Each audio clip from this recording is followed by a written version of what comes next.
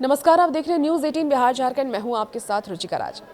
Middle east में तनाव एक बार फिर से बढ़ सकता है क्योंकि इजरायली सेना ने रविवार को बेरूत में की गई एक एयर स्ट्राइक में हिजबुल्लाह के वरिष्ठ नेता हैथम अली को मार गिराने का दावा किया है। हिजबुल्लाह और इजरायल के बीच सीज फायर चल रहा है। ऐसे में सवाल उठता है कि आखिर इजरायल ने ये हमला क्यों किया। दरअसल इजरायल कई बार हिजबुल्लाह ठिकानों के खिलाफ हमला करता रहा है। अब भी उसने हमले की वजह बताई है। दरअसल आपको बता दें कि इजरायल के मुताबिक ये हमला शहर के बीचों बीच किया गया जहां ताबाताई मौजूद था और संगठन की तैयारी और हथियारों को बढ़ाने में अहम भूमिका निभा रहा था।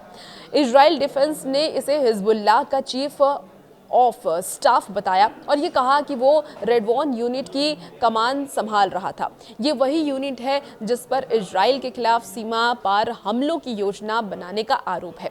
इजराइल के प्रधानमंत्री बेंजामिन नेतन्याहू के दफ्तर ने यह भी कहा है कि हमला बेरूत के दिल में किया गया और निशाना सिर्फ ताबाताबाई का था। अब कौन है ये ताबाताबाई, चलिए उसके बारे में जान लेते हैं। ताबाताबाई की बात कर ले तो उनका जन्म 1968 में बेरूत में हुआ और उनकी मां दक्षिण लेबनान से थी, पिता ईरान से, और रिपोर्ट के मुताबिक वो 12 साल की उम्र में हिजबुल्लाह से जुड़ गया था।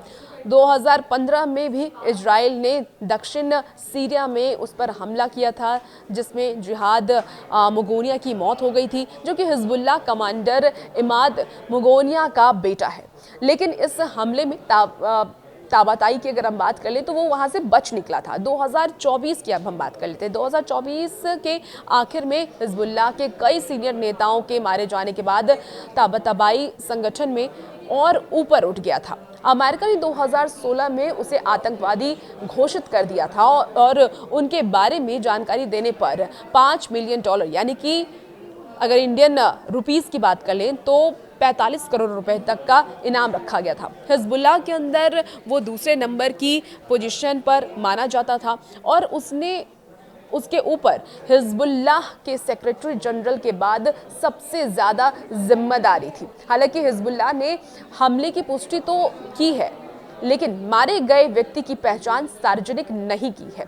आपको बता दें कि लेबनान के स्वास्थ्य मंत्रालय ने यह भी बताया है कि हमले में 5 लोगों की मौत हुई और 28 लोग घायल हुए। बेरूत के दक्षिणी इलाके में एक आवासीय इमारत का हिस्सा भी ढह गया और आसपास मलबा फैल गया।